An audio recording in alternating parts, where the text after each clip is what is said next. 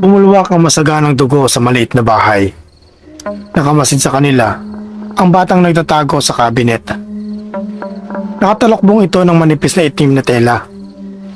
Ito ang inutos ng kanyang mga magulang at ng dalawang nakatatandang kapatid. Nasaksihan niya kung paano ginutay-gutay ang katawan ng walang kalaban-laban niyang ina. Samantalang, pinugutan naman ng ulo ang kanyang dalawang kapatid. Gamit lang ang matutulis itong mga kuko. Hinugot naman ng aswang ang puso ng kanyang ama, tsaka kinain. Natabig ng isa pang aswang ang lampara na nagsisilbing ilaw nila. Nag-alisan ng tatlong aswang nang makita ng nasusunog ang bahay. Lumabas agad sa pinagtataguan si B-Boy pagkaalis ng mga ito. Hinila niya ang katawan ng kanyang pamilya. Nanlalamig na kinuha niya ang dalawang ulo ng kanyang mga nakakatandang kapatid at binalik sa katawan nila. Isang impit na iyak ang pinipigilan ng isang bata na nakatunghay sa apat na bangkay. Kuyom ang mga kamaong, pinagsusuntok niya ang lupa, kasabay ng mga luhang naglandas sa kanyang maliit na pisngi. Nagtatanong sa sarili kung bakit nagduwag siya na lumaban sa mga halimaw. Nasaan ang lakas ng loob na tinuro ng kanyang ama? At kung bakit nasikmura niyang pagmasdan ang pagkain ng mga halimaw sa laman loob ng kanyang pamilya. Binalot ng pag-iinagpis ang kanyang buong pagkatao. Tila naman nakiayon ng panahon sa kanyang nararamdaman. Nang pumatak ang malakas na ulan. Nasaid ang kanyang luha at namanhid ang kanyang pakiramdam. Hindi niya inalintana ang lamig. Ang nais niya lamang ay mamatay kasama ang kanyang pamilya. Ngunit hindi niya kayang kumitil ng buhay. Nasa ganun siyang pag-iisip nang may isang anino na tumabi sa kanya at pinayungan siya. Umupo ito sa kanyang tabi habang humahagulgol din ng iyak. Lumingon si B-Boy upang aninagin ang may-ari ng anino.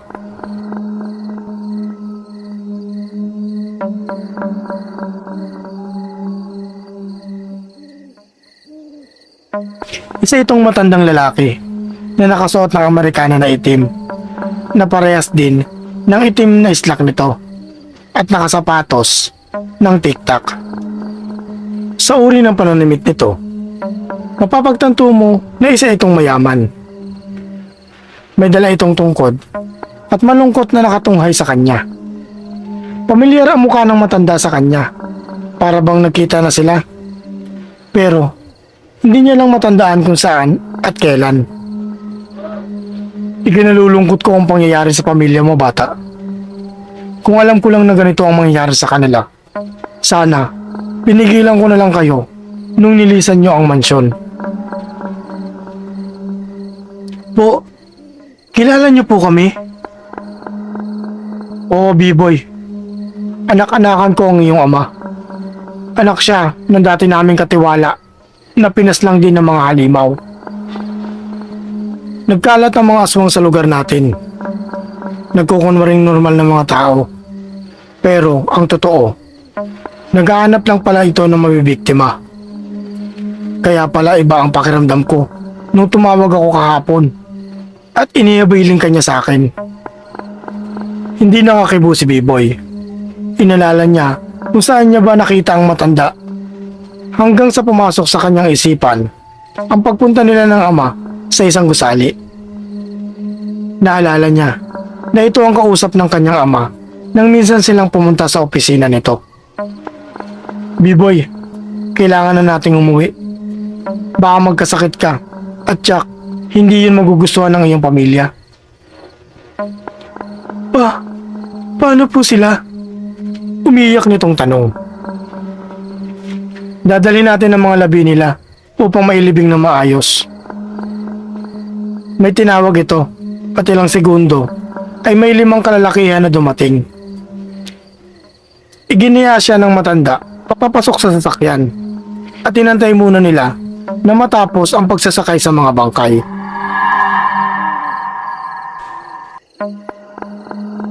Nakatanaw siya sa labas ng bintana at malayo ang tingin.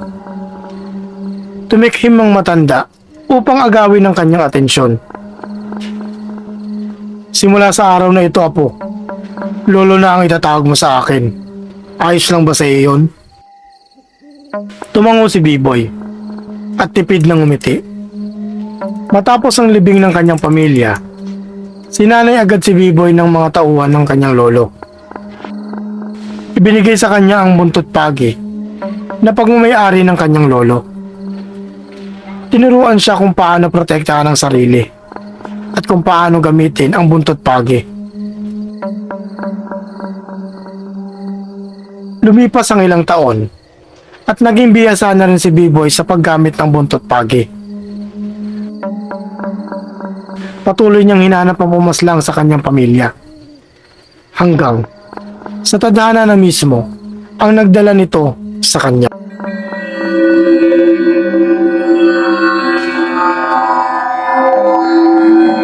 Nagtaka si B-Boy sa pag-uwi.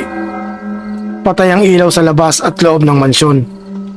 Alam niyang hindi nagpapatay ng ilaw ang lolo at mga kasambahay nila. Tinawagan niya ang cellphone ng kanyang abuelo, pero ring lang ng ring ito. Walang ingay na daan-daan niyang binuksan ng pinto sa likod ng mansyon. Hawak niya ang baril at nakasuksok naman sa tagiliran niya ang buntot pagi. Tinapa niya ang switch ng ilaw at doon tumambad ang mga walang buhay nilang kasambahay. Dinilitan ito ng leeg at winakwak ang tiyan. Narinig niya ang paos na boses ng kanyang lolo na humihingi ng saklolo. Nanggagaling sa sala ang boses ng kanyang lolo. Naabutan niya itong nakahandusay sa sahig. Naliligo ito sa sarili nitong dugo dahil sa malalim na sugat at mga galos. Agad niya itong sinaklolohan at pinuupo sa sopa. Kukunin na sana ni B-Boy ang first aid kit. Pero bigla siyang sinunggaban ng napakapangit at mabahong nilalang. Nagpambuno silang dalawa, ngunit mula sa kung saan may dalawang malalaking aso na sumugod at pinagtulungan si B-Boy. Kakagatin sana ng aswang ang kanyang leeg, pero naunahan niya ito maputukan ng baril. Isang tanso ang kanyang bala, kaya agad na namatay ang asong natamaan. Ang tanso ay isa sa mga pangontra laban sa aswang. Bumaba ang dila ng isa pang aso at agad na pinilupot sa katawan ni B-Boy. Napakalagkit ng laway ng nilalang. Kahit anong pagpupumiglas ang kanyang gawin, ay talagang hindi niya magawang makawala. Mula sa likuran ng dalawang nilalang, may tumaga sa dila nito. Nagawa palang pindutin ng kanyang lolo ang alarm na nakakonekta sa mga manunugis ng aswang. Naputol ang dila nito ng mataganang tabak na yari sa tanso. Umatungal ang aso sa sobrang sakit. Kinuha ni B-Boy ang tabak na hawak ni Glenn at pinugutan ng ulo ang aso. Mas lalong nagalit ang natirang aswang. Hinawakan ni B-Boy ang buntot ng pagi at winisiwa sa ere. Natakot ang aswang sa kanyang ginawa, ngunit pinili pa din itong sumugod. Lumundag ito ng pagkataas-taas patungo sa kanyang kinaroroonan. Mabuti na lang at agad na nakailag si B-Boy. Hinampas niya ang buntot pagi sa katawan ng aswang. Napaigik ito sa sakit, parang nasunog din ang balat nito. Alam kong kayo ang pumatay sa pamilya ko, kaya ito na ang oras ng aking paniningil. Sunod-sunod ang ginawang paghampas ni B-Boy sa buntot pagi. Sa bawat agupit ng kanyang ginawa, palaging natatamaan ang aswang hanggang sa hindi na nito makayanan ng sakit at kusang bumigay ang katawan nito. Naghihingalong bumagsak ang halimo sa sahig. Nanggagalaiti pa din sa galit si B-Boy, kaya ipinutok niya ang dalawang bala na yari sa tanso sa ulo ng halimaw. Nang makasiguro ng patay ang tatlong aswang, Agad nilang dinala ang kanyang lolo sa ospital upang magamot. Naging maganda ang kanyang pakiramdam pagkatapos makaganti sa mga aswang.